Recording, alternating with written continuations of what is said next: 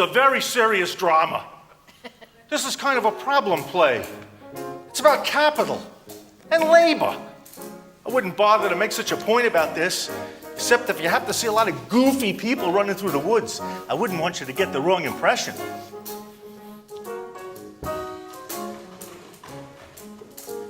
This play is full of symbolism. I worked for the Sleep Tight Pajama Factory in Cedar Rapids, Iowa. The pajama game is the game I'm in, and I'm proud to be in the pajama game. I love it. I can hardly wait and get to work at 8. Nothing quite the same as the pajama game. I'm an executive. I'm a time study man. I can tell you exactly per second how many stitches go into a pair of pajamas. I can time anything. You'll see when we get down to the factory. All right, let her go. All right, girls, hurry up. I've got my stopwatch on you. Now, watch for the symbolism. Here comes the president of the union. Boy, he's sharp. Where's my lunch bucket? Has anybody seen my lunch bucket? I told you he was sharp. Her's the cutest one. He's relaxing, but there's another side to his character. Hey, Prez, how about it? If we don't get that 7.5-cent raise by the first of the month, we strike. You said it. You said it. See how ideas keep creeping through? That takes the sting off the goofy parts. Look out, here comes Mr. Hassler, the boss. There's capital for you. Capital with a capital C. He's a great economist. Waste! And turn those lights off. Do you think J.P. Morgan got rich leaving the lights burning all over Wall Street? Where's my secretary? Gladys! Yes, Mr. Hassler? That's Gladys. I love her. Gladys, where's that new superintendent? We can't find him, but here's Mabel. She'll know. Mabel, where's Sorokin? Oh, he's around the plant somewhere. First there was a leak in the water tower, and then he had to go down to the boiler room for a real flood. Well, go find him. Yes, Mr. Hassler. Gladys, take a look. To the board of directors. Employee demand for 7.5 cents? Absolutely unnecessary. Hines, keep that place. Yes, sir. Okay, Chief. Hurry up, girls. I got my stopwatch on you. Hurry up.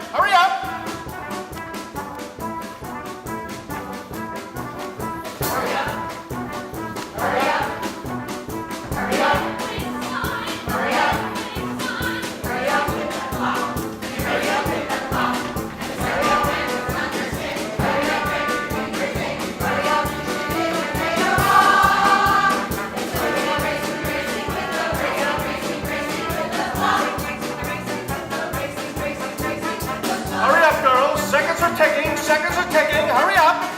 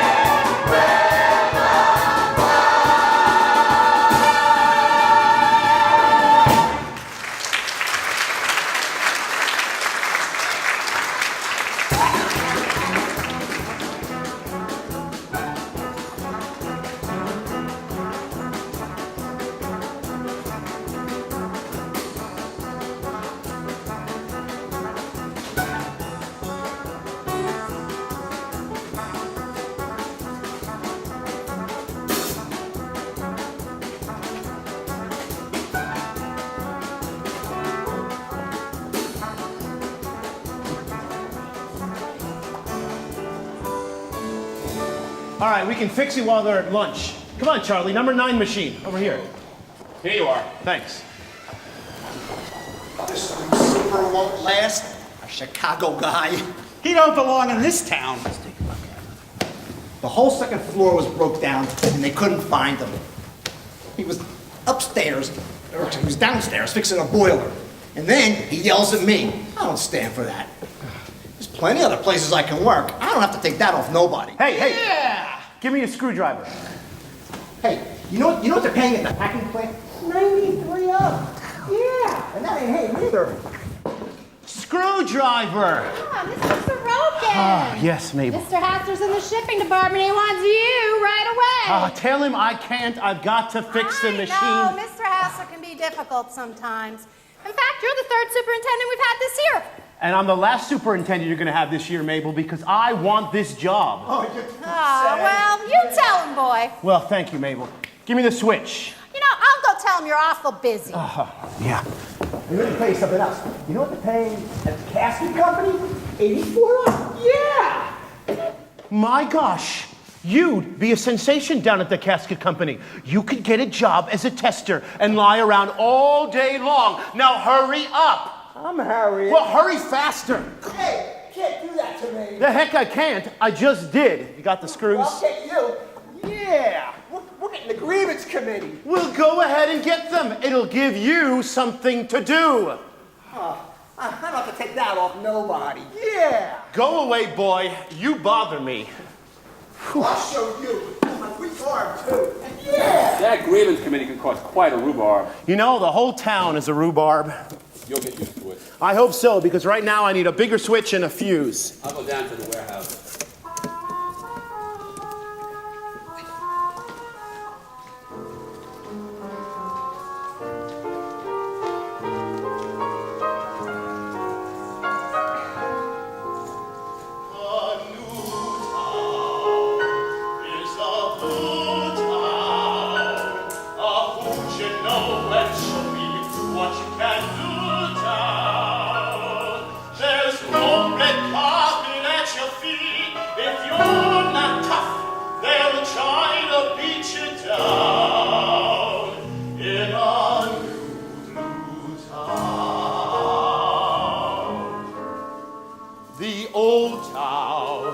It's not like the old town. It don't take long to find out you're in a cold town. But you know you can lick it. Didn't buy a round-trip ticket to this cold, cold new blue town.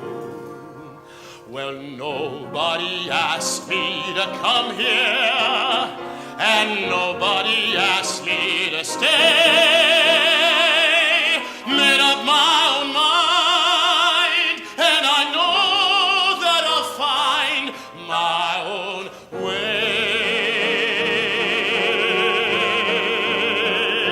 Since that first day when I said hi town, they damn well try to make me say goodbye town, but I won't leave until I make it my town.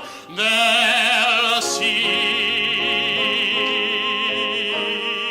this one-horse, two-bit hick of a new town ain't gonna lick me. Since that first day when I said hi town, they damn well try to make me say goodbye town, but I won't leave until I make it my town. They'll see this one-horse, two-bit hick of a new town ain't gonna lick me.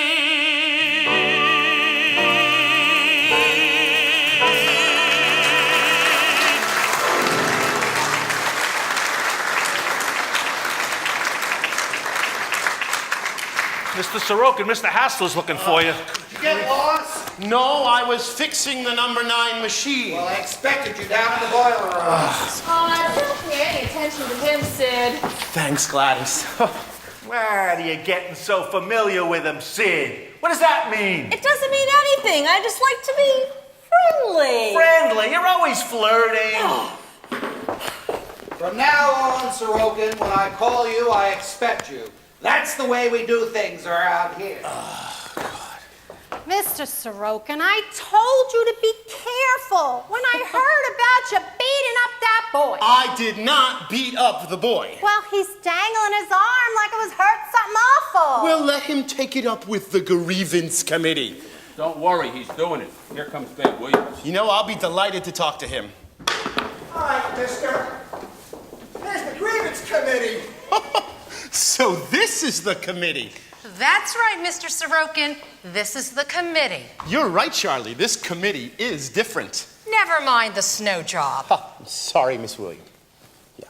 All right, look, I shoved the kid. What's the next move? He says you hit him. No, I just... Look, Miss Wilson, I've got a lot of problems of my own over here. name is Miss Williams. What's the difference? I'm sorry, Miss Williams. It doesn't matter. Well, he ought to get the committee's name right. Take it easy. Look, Mr. Sorokin, I have quite a few problems of my own right now. This helper says you socked him. He does. Yes, I do. Yes, he does. Well, let's say I shoved him. It sounds more refined. Mr. Sorokin, Mr. Hassler wants to see you in his office right away. Tell him... All right, tell him I'll be there. But this is a crisis. The tops are 15 minutes behind the bottoms. All right, listen, let's be practical. This is a lot of nonsense. We don't happen to think so, Mr. Sorokin. You're not supposed to strike an employee. We have rules about that. I know, for both sides, I hope. Look, let me put my cards on the table. This young man is not happy being a factory helper. He needs vocational guidance. You think so? Yes, he wants to be the factory president. He's not happy being the helper. I don't know what that has to do with anything. Forget it. Well, it seems you haven't made a very good impression on our new superintendent. You ain't got no right to push me like that, especially my weak arm. Yeah. Listen, can we take this up later? I've got to get this factory running again. Of course we can, Mr. Sorokin. That's in the rule book, too. Go tell the nurse to check your arm, then send me a report. Can't shove me around. It's worked once already. Yeah! Well, thank you for your cooperation. It's all in the rule book. I should read that rule book sometimes. You certainly should. Ooh, and I have to say, you are the cutest grievance committee I've ever had to deal with.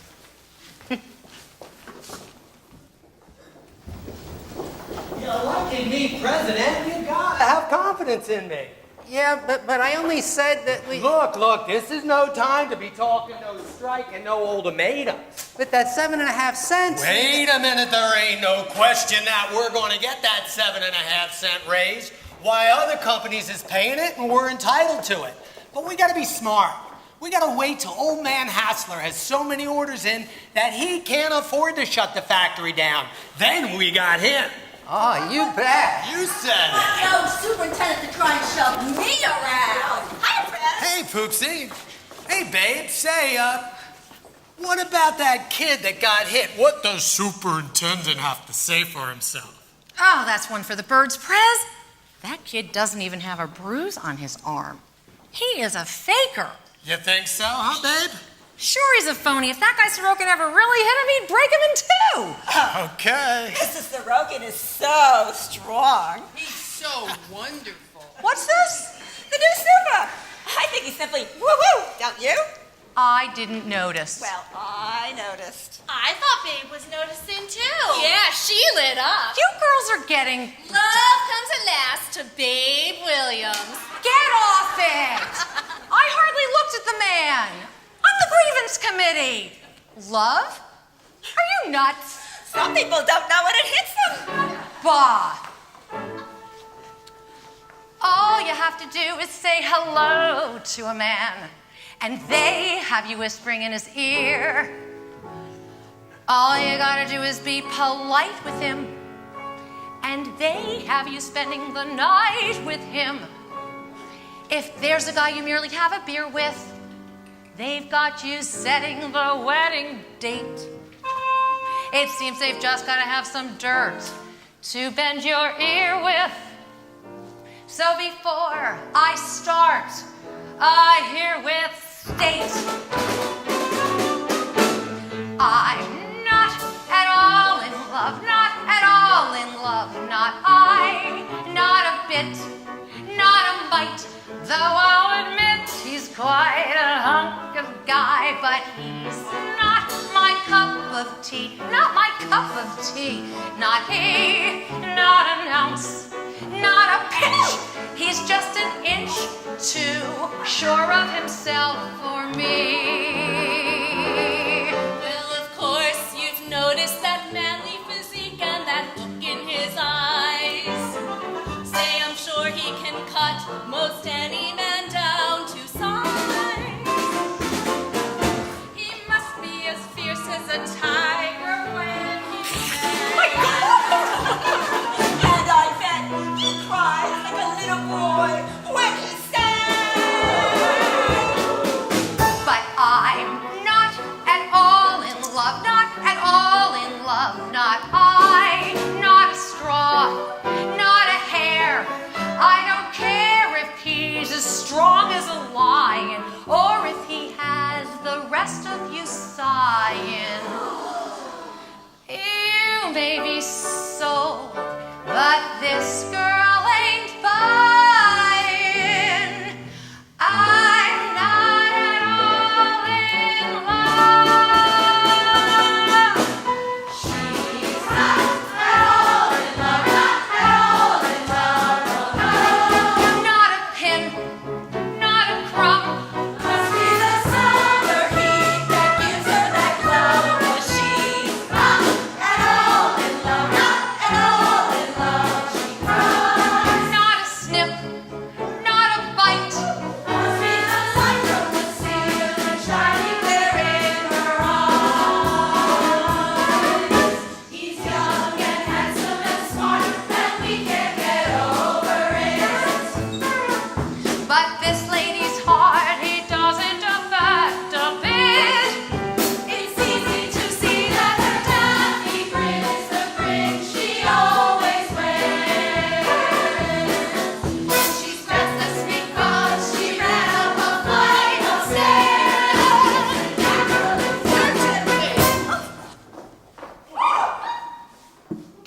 Excuse me. Excuse me? I'm sorry. Obviously. Naturally. Certainly. She's not at all in love, not at all in love. No, I'm not. Not a dot. Not a touch. No, not much. When I fall in love, there'll be no doubt about it. 'Cause you will know from the way that I shout it. You're shouting. I haven't fallen. She hasn't fallen. I'm not at all in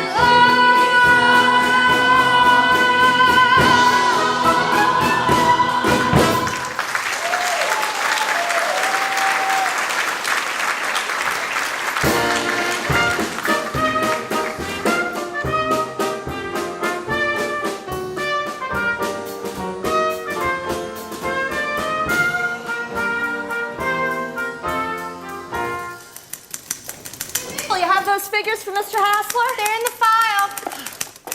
Hey, where's your boss? Ha! Down on the first floor. A couple of girls got into a fight. Superintendent's office. Yes, Sid. Dolores Paradiso. That's her name. They say she's very elegant. She can sew a button on a fly like she was pouring tea for the Queen of England. Come. Oh, yeah, she can pull hair all right. Poopsie, a couple of them girls spoiled a piece of goods, and when Mr. Hassler finds out, there'll be blood all over the place. Want to buy a ticket for the picnic? Oh, sure, might as well get it over over with. $1 and all the beer you can guzzle. No beer for me. It gives me the heartburn, something awful. Me too. Oh, Mr. Hines, you can do a nice yard act this year for the picnic? I suppose so. There always seems to be a demand for it. Wish you were honestly on the real stage. Well, I don't like to brag, but... That's where I first met him, Poopsie. He was throwing knives at a woman at the Majestic Theater. No kidding. Mr. House in his office? No. Oh, okay. Here you go. $1 hard-earned dollar, and I hope the corned beef isn't as salty as it was last year. I was dried up for nearly a week. Thanks a lot. What are you going, living up and out, huh? Carrying on with Sorokin, huh? Oh, Vernon. That's why you wore that low-neck dress today. I'm not blind. Vernon, you make me want to scream. You just make me want to scream. Well, then tell me what's in it. I dare you to tell me what's in it. Go read it, then go cut your Gonna make a throat. fool out of me when you leaving notes with some... Payroll. $7,502.01. That means I love you in Morse code. Just ashamed of yourself, Hinesy. Now that we got that settled, do you think you could trust me as far as the ladies' room? I'll never be jealous again, Mabel. Maybe someday I'll give you cause. I've learned my lesson, Mabel. I'll never be jealous again. You stick to that now. Absolutely. It's easier said than done. I can do it. I knew it. But let's take an example, just for fun. Picture this. You're sitting and waiting for her to come back from a date. There I am. I'm sitting and waiting for her to come back from a date. Here she comes. Her blouse is unopened, her stockings are not very straight. Here she comes. Her blouse is unbuttoned, her stockings are not very straight. Later on, she gets a bouquet with a card and it's saying to baby, you were great. Well, Hinesy, what would you do then? I would trust her. I would trust her. Oh, by George, I swear I would trust her. No, I'll never be jealous again. Nice work, Hinesy. Let's take another example. Picture this. You've nothing to do, so you drop into chat for a while. There I am, with nothing to do, so I drop in a chat for a while. Something's up. The window is open and Gladys is forcing a smile. Something's up. The window is open and Gladys is forcing a smile. Then you see a shirt and a tie and a pair of pants and a nice, neat little pile. Well, Hinesy? I would trust her. I would trust her. Oh, my George, I swear I would trust her. No, I'll never be jealous. I'll never be jealous again. That's the stuff, Hinesy. You're practically cured. There will be no more nightmares to sleep through. No more keyholes to peek through. No more bushes to creep through. That's my plan. Well, now that you're a new man, picture this. You knock these sweeties apart and you borrow the key. There I am. I go to my sweetie's apartment. I borrow the There keys. she is. She's giving the sailor a very affectionate squeeze. There she is. She's giving the sailor a very affectionate squeeze. Her boot. She tells me she was in the arms of her cousin who's back from overseas. Our cousin back from overseas. You expect me to... Hinesy? I would trust her. I would trust her. Oh, by George, I swear I would trust her. No, I'll never be jealous. I'll never be jealous again. Hinesy. You'll cheer up if we take a little walk. Oh, all right. Well, that's not a bad idea. Try this.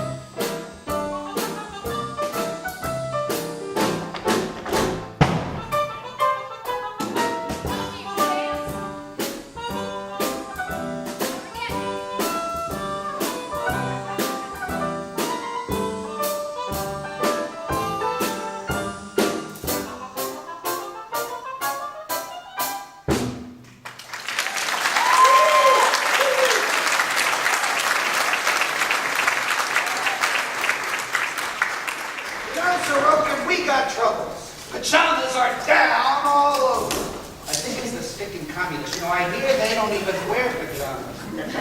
What's this? What's this doing here? Gladys! Yes, sir? Where have you been? I've been to the ladies' room. Isn't that all right? But the book. Oh, Mr. Hassler, you just about scared the life out of me. Look, I put the key right here around my neck. It's all right. I don't want this left lying around. You hear me? Yes, sir. You know, if I can't trust Gladys, who can I trust? I wouldn't know. Yeah, well, I wonder what that book was doing here anyway. Boy, the old man sure has a terrible case of book-itis. Oh, yeah. I wonder if he's got a skeleton key locked in this drawer somewhere. Hey, tell me something, Mabel.